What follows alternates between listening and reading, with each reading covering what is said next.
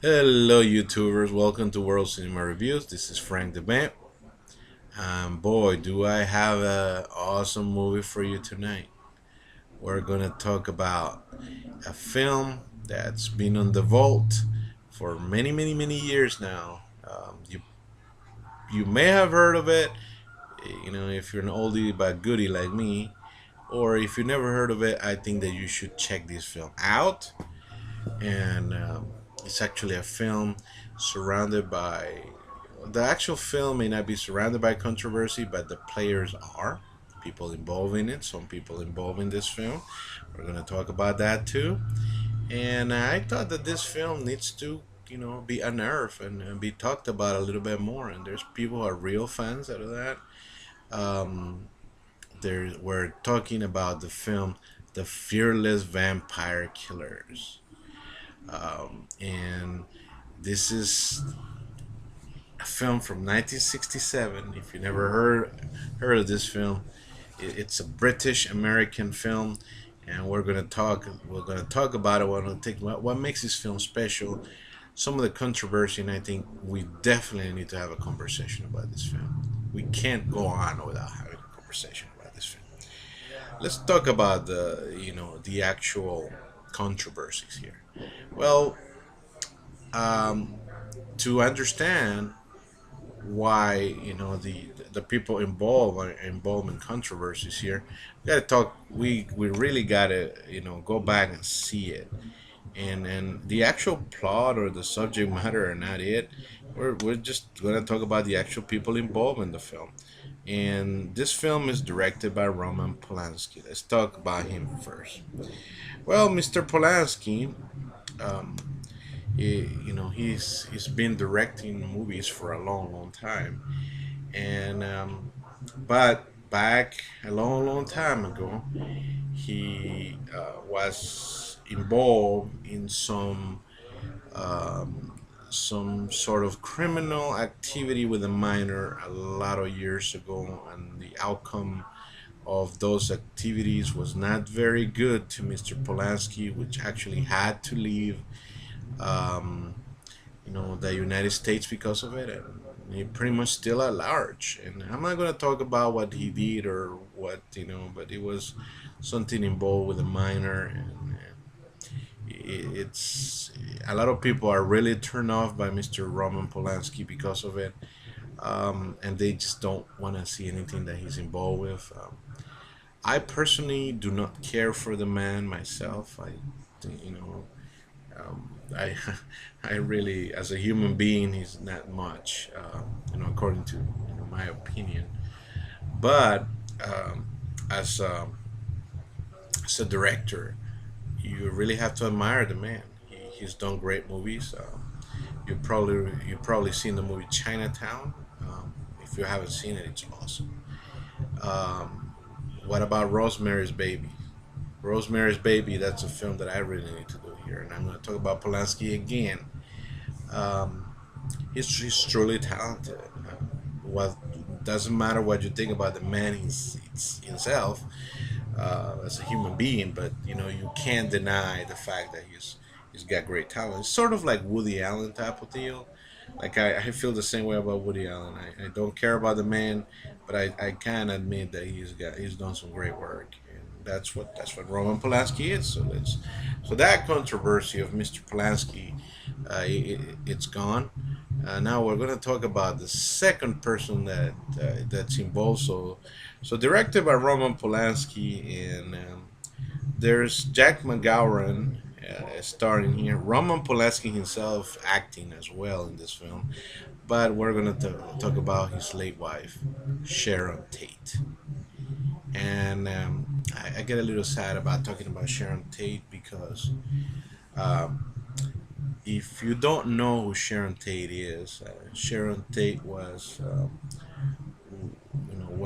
brutally murdered, and you may have heard of the infamous crimes of Charles Manson and the Manson family, and she was the recipient of that, and uh, the actual details of her murder are so gross, so gruesome, so awful, so horrible, and I can't say anything about it. They're unspeakable to me. Um, and then no one deserved that type of ending. And I just, it's really creepy. I mean, if you're really interested in knowing more about it, look it up, Google it. But uh, viewer discretion is extremely advised when it comes to her demise. And but she was an awesome actress, and beautiful, beautiful, gorgeous woman. I, you know, I saw her in this film when I was a kid, and I had a crush on her. She was awesome. She's beautiful. She was beautiful, gorgeous. You just got to see her. Um, well, there's some controversy out of the way. So now let's talk about the actual film, the plot. Um, the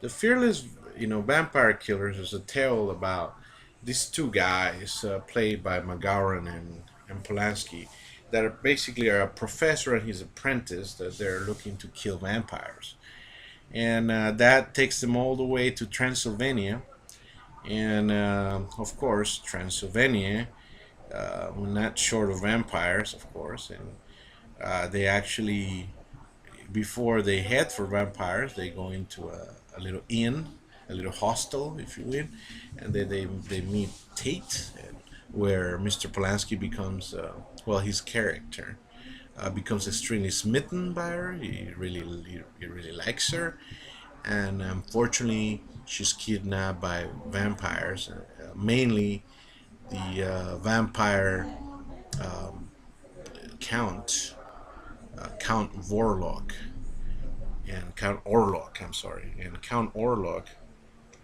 is von Count von Krolok. Sorry, is and Count von Krolok is quite creepy, very reminiscent of Christopher Lee's times and type of makeup. Very well done, by the way. And this film pretty much follows, our two heroes trying to save her from a castle full of vampires. And it has a lot of funny moments, it has a lot of creepy moments, and an ending that's pretty much unforgettable.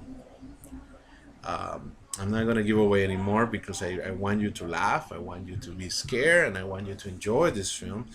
Um, why is this film such a simplistic story that you would think? Why is it so awesome? Well, first of all, um, like I said, Tate's presence, her beauty, it's just awesome. Just see her in peril. It's obviously very worrisome, and also her sexy scenes are beyond belief. Um, the humor in it is actually pretty darn cool, man. It's a lot of dark humor.